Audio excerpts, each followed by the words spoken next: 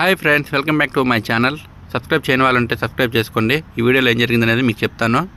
Night మా sir ATM card చేతిలో పెట్టి ఆయిల్ మార్పించుకురమ్మన్నాడు ఇలికిలి కొరికిన కారుకి.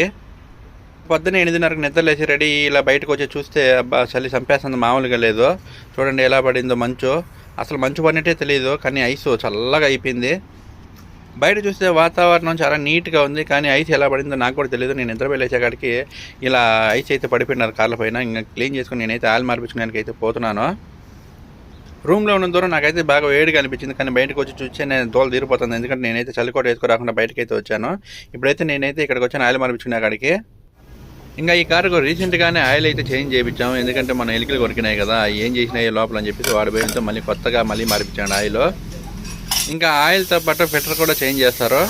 మొత్తం ఈ కారుకు వచ్చేసి 6 లీటర్లు పడుతుంది ఆయిల్. ఇంకా డాష్ బోర్డు అలాగే టైర్లు నల్లగా వచ్చేదానికి, షైనింగ్ వచ్చేదానికి ఇది అయితే తీసుకున్నాను ఆయిల్. ఇంకా అంతా అయిపోయినాక హెయిర్తో మొత్తం ఇంజిన్ అంతా క్లీన్ చేసేసి అయిపోయింది, వెళ్ళిపో అన్నాడు.